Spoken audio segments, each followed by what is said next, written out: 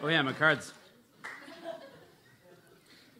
Right, so I could make it as a professional dancer anyway. That's good.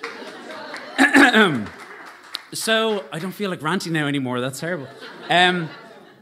This will take a little bit of explanation, so bear with me for a sec. But you've already seen my dancing, so I'm not afraid of that. In the 1976 film Logan's Run, the population of Earth was kept in check by killing everyone who reached the age of 30. Nowadays, you'd be forgiven for thinking that that's what Snapchat is.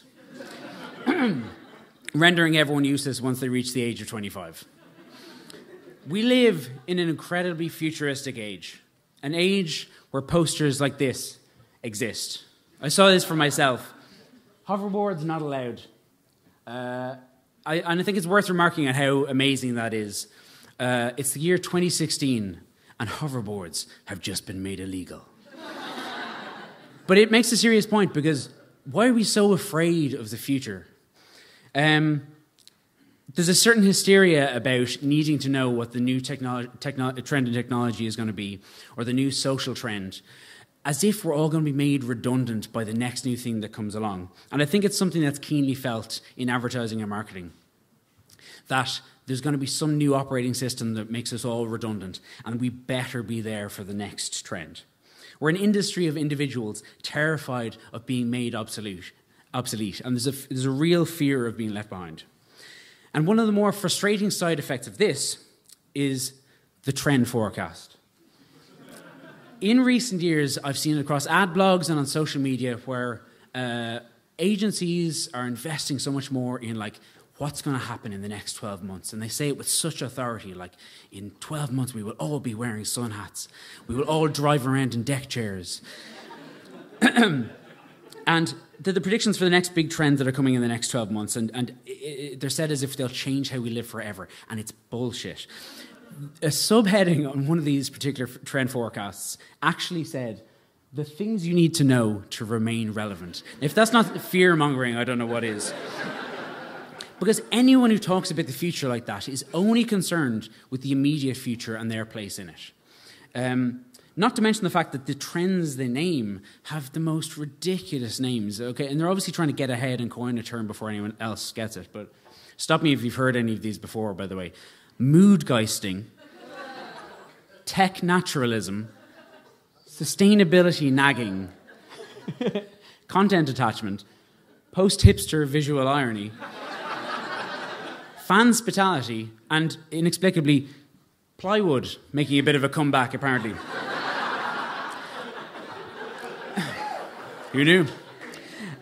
You'd think that armed with this kind of relevant, of-the-moment information, that we would all make work that is incredibly prescient and just reaches out of people's phones and their laptops and grabs them and doesn't let them go. But somehow the work we put out often still turns out like this. How do you do, fellow kids? Grasping at relevance and really just missing it. And it's because we've neglected to focus on real people and actual, what we actually think ourselves. We think that everyone else is in. I mean, the names of some of those things are like sex positions you've never heard of before. And give you much the same feeling in that you feel like everyone else knows something you don't, and they're all having way more fun. Okay?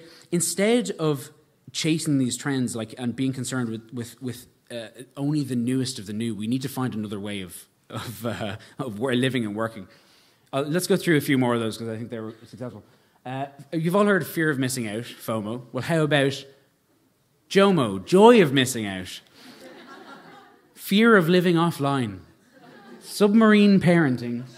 Gluten-free art. Vicarious robotics. And my favourite, early onset nostalgia. This refers to the period of time closing in between experiencing something and then pining for it.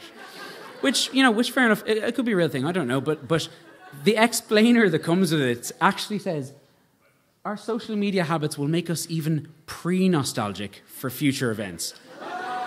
Enough is enough. We are people confused, okay? We've drank the Kool-Aid and we're in danger of never coming back if we don't sort out our shit.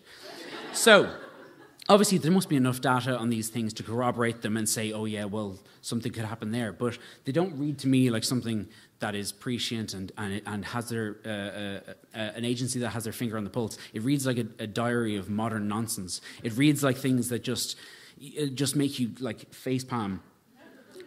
It's an attempt to stay ahead of a curve that may or may not exist, coining phrases for things that may or may not be a thing yet and may never actually become a thing. And the only reason I think anyone would try to predict the future to levels like this is if they were really afraid that they don't have a place in the future. So what's the alternative? Well, I think we should focus on what hasn't changed. So instead of chasing the new thing all the time like everyone else, why don't we focus instead on what hasn't changed and try to find a source of relevance that is a little bit more stable and has its roots in what's gone before rather than what might come next. I'll give you an example. A year ago, any of these trend forecasts would have included a Google Glass, which is an experiment that's now failed and is dead and looks ridiculous. And to be honest, looked ridiculous when it was happening.